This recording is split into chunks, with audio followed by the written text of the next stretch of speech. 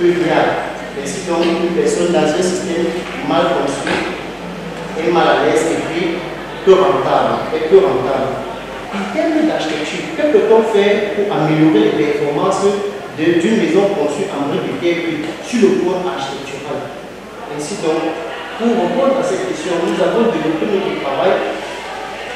Nous avons développé notre travail en menant des simulations. Tout d'abord, dans le chapitre méthodologie, nous avons fait le choix d'un site. À partir de ces données prélevées sur le terrain, nous avons eu à faire une conception, concevoir un bâtiment. Partir sur la base de faire un même bâtiment afin de faire nous-mêmes nos propres simulations. Nous avons opté pour concevoir un bâtiment suivant 3 dimensions, avec un bâtiment à 3 directions. À partir de ces résultats-là, nous avons pu constater que nos logiciels nous permettent d'avoir ces courses-là de façon générale, mais ne sont pas très contextualisés. Et avec ces logiciels-là, nous avons pu constater que pour améliorer les performances d'un bâtiment conçu en parpaing, contrairement à celui en briques, nous avons 4 grands points qu'on peut mettre en jeu en termes d'architecture pour pouvoir améliorer les performances du bâtiment. Comme premier point, nous avons par exemple l'utilisation d'une couche d'isolation interne. Nous avons également pris comme deuxième option un système de ventilation passive. Dès lors, notre travail qui a été de comparer le bâtiment, de comparer une maison en briques de terre et une maison en parpaing, nous montre que la maison en briques de terre est plus confortable que la maison en parpaing.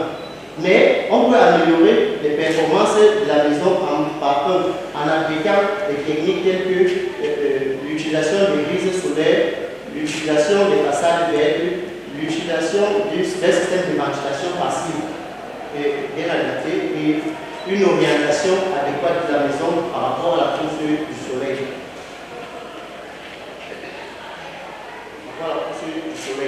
Dès lors, la question que l'on se pose pour élargir le débat de notre recherche se trouve dans le fait que, est-ce que pour améliorer les performances d'un bâtiment en parpaing, il ne conviendrait pas tout simplement de faire une conception bioclimatique d'un bâtiment en parpaing, d'autant plus que le parpaing est le matériau le plus utilisé présentement sur le marché.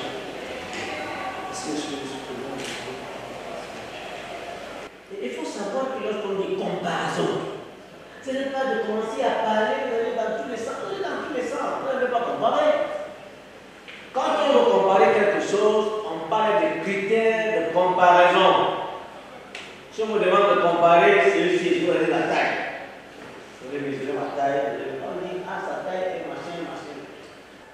Élément ne constitue pas matière première.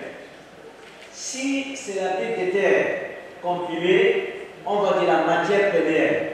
Si c'est le parpaing, un mortier de ciment, on va dire les éléments constitutifs. Donc, primitif, matière première par élément constitutif. La deuxième chose, c'est les méthodes d'obtention. Comment on obtient ça? La troisième chose, c'est les propriétés.